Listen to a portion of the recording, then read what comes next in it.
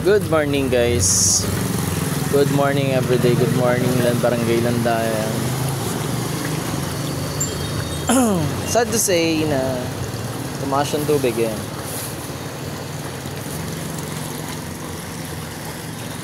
Tumaas yung tubig na 1 inch dahil sa pag-ulan kagabi. Siguro nawalan pa sa ibang lugar, kaya medyo tumataas-taas pa. Ayun, wala tayong makikita ng nagtutulak ngayon. Mga durog na yung paa. Mamaya-maya pa yan. May pasok ang mga estudyante dito sa Landayan. Hindi biro ang pamasahe dito sa Landayan. Napakamahal ng pamasahe dito. Mga nagmumotor, mga nagka-tricycle, naku, napakahirap talaga. Kailangan kumikita ka araw-araw ng 200 para sa pamasahe lang. 200, kailangan araw-araw kami 200 para sa pamasahe. Ito, araw-araw tataas, bababa, lalo ngayon mataas na naman. Per person ang sakay dito. Kunyari dalawa kayo, 100 yun. Hindi na ba walang babatabi? Ayun, wala naman. Kahapon, lubog na yung soft drinks, lutang na yan. Kaso ngayon, ayun na naman. Yung case, na yan eh, lubog na. Kalahati na. Laki ng tinaan ng dagdag. Yan, di biro ang pamasahe dito sa Landayan. Grabe Pamasahe dito. 70. Oo. Isang tao yun ha. Oo, isang tao, 70. Isang tao yun. Oo, may sakit ako eh. Yun lang. Tapos sa patid yung kadena, no? Babalik, bababa. Magkano pa masahe? Pero way, depende sa layo eh. 70 kam-kam. Kam-kam, 70. Isang tao yun. Oo, isang tao. Kaya kailangan may bukod kang kita sa pamasahe. Kailangan meron kang 200 araw-araw kung taga dito ka. Eh kung estudyante pa. Sinasamantala ng mga motorista rito eh. Oh, hindi, medyo mahirap talaga yung ganyan sinusuong nila. Pero grabe naman si 70. Pwede 50, na 50, 40. 40. Alam naman nilang nabaan eh. Nag-iurat na aparata kayo eh. Tapos, grabe pa maningin. tapos kung may motor ka naman, napapark ka dyan sa Metolay, Makakabala pa. titikitan ka. Titikitan ka ng barangay. Oo. Tapos ngayon may pasok ng mga estudyante, mahirap talaga kapag yung gantong Kung binigay ni Sol, yung half body, nung nagpunta siya rito, marami pa matutuwa. Kahapon, yung survey mo lang, no? Kahapon, nga eh. Kahapon, nagde-dredging dyan sa ilog. Kahapon nagde-dredging, pinapanood ko dun sa may taas. Siguro mga 10 baba ng backhoe, walang nakuha. Kasi sobrang lalim ng tubig. Kaya wala nakuha yung backhoe. Pero kung yung backhoe, kung susukatin mo, mga ganyang kalalim yun, no? Ganyang kalalim ang backhoe. Ngayon, ibig sabihin, malalim na tong yung ilog. Malalim pa yung tubig.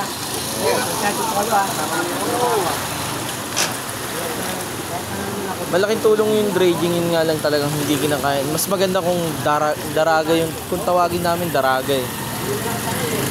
Mas maganda, mas magandang panghukay dyan, yung katulad ng hinuhukay dyan sa daraga. Anong tawag yan? Daraga yun, di ba? Daraga talaga tawag doon. Yun talaga, humihigop ng lupa, bumabaon. Yun talaga. Pero kung bako, pag gantong kataas na yung tubig, wala na, hindi na inaabot yung lupa. Yung dagat ng laliman. Yung dagat ng laliman, Kasi baka mamaya, laliman to, ang mangyari, yung dagat pumunta na dito. Yun lang. Bumababaw sa dagat. Kasi alam naman natin, mababaw yung dagat. Natin gawa ng katatambak ng gilid eh. Dinidredging dito. Tapos sa ibang lugar, ginagawa ng Idol, pakituyo ako.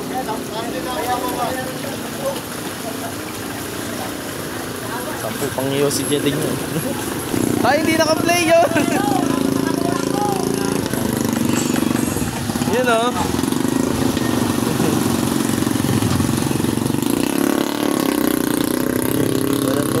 ngayon dito eh.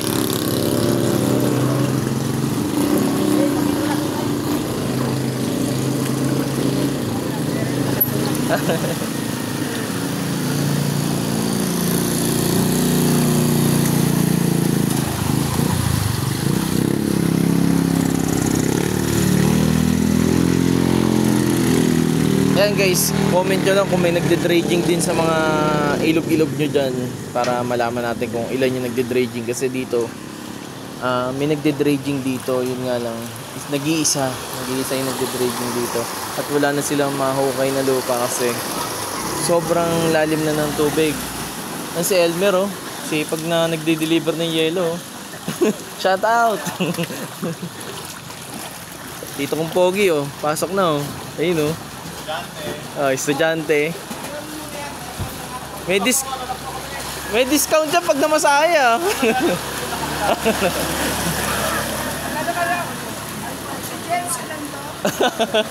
Oxygen na lang kailangan. Naka-helmet siya para safe. Hindi, nandun yung motor niyan. Panigurado nandun yung motor niyan. Doon nakapark.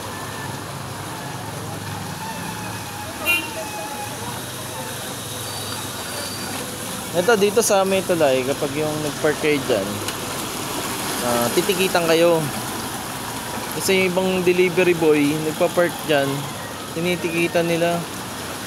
Grabe, sama-sama ng loob ng ano, ng natikitan. Kasi nga, hindi na nga nila nilulusong yung ano nila, yung motor nila. Tapos dito lang nila i-deliver naman. Nakikiusap sila sa barangay, ayaw silang payagan. Pero ang ginawa nila, nilagyan nila ng harang yung tulay. So, anong purpose nun? Kapag nilagyan mo ng harang yung tulay, ay di yung space na nakuha niyan, hindi wala rin. Hindi rin nagagamit. Hinarangan yung tulay. Hinarangan yung gilid. Ayaw magpa-park ng motor. Anong ano niyan? Anong silbi niyan? Oo. Hinarangan mo yung gilid ng tulay, eh di wala rin. Ayan oh. Nilagyan ng harang. Oh. Eh di yung katuwiran nila, hindi rin tumatawid sa sasakyan na ron. Oh, hindi daw pwedeng paradahan kasi nga sisikip daw. Pero dahil may harang din yung tulay, nilagyan ng tali, wala ring makaano doon. Di umadjust din yung kalsada. Very good. Very good po, very good po kayo. Special dito, walang puro papogi lang. Papasok ka? Bye-bye. Susum ko? Ang laki! Pag sinum ko, ang laki athlete. Kalabaw to. Oo. Dalawa kayong kalabaw. Yung tuhod, palapit na sa sa lapag oh. Ay! Yan sa lahat ng tinatamaan sa mga sinasabi, huwag kayong masaktan. Kasi pare-parehas tayo nagbabayad ng tax dito.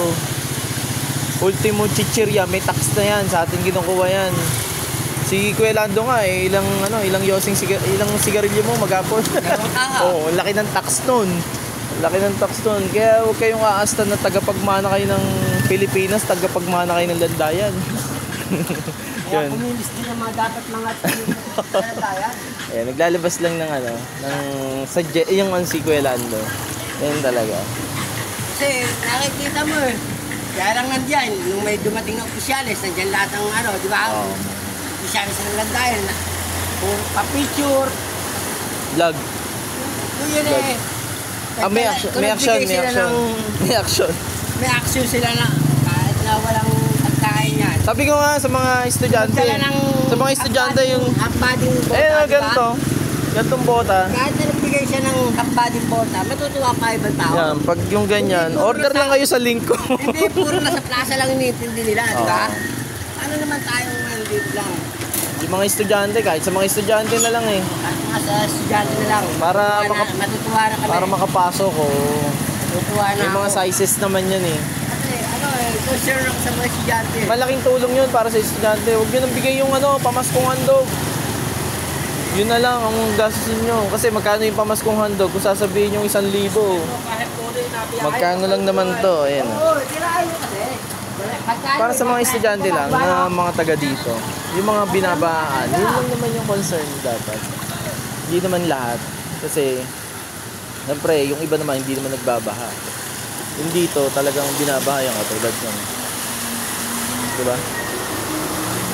Yun lang. Kung walang pera, walang pamasahe, hindi makakapag-aral.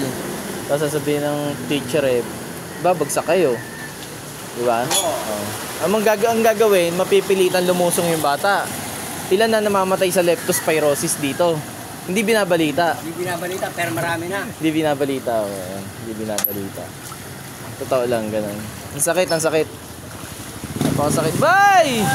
Iba ka talaga! Yan. Sorry sa mga sa mga nagagalit dyan, sa mga pinagsasabi namin. Pasensya na kayo. Hindi namin kaya yung yung sinisikmura nyo. Hi! Si Jenny, si Jennifer, at si Kuya Noel. Lumapit ka naman sa municipal. Pero walang budget. Walang budget ngayon eh. Nahirapan ka pa pila-pila. Oo, walang budget ngayon.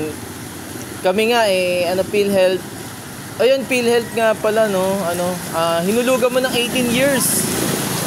Naghulog ka ng 18 years. Tapos nung kailangan mo na, Walang makuha. hindi. Kailangan mo pa ng requirements. May ID ka na para i-try na lang sa computer. Kasi kapag may ID ka na, okay na yun.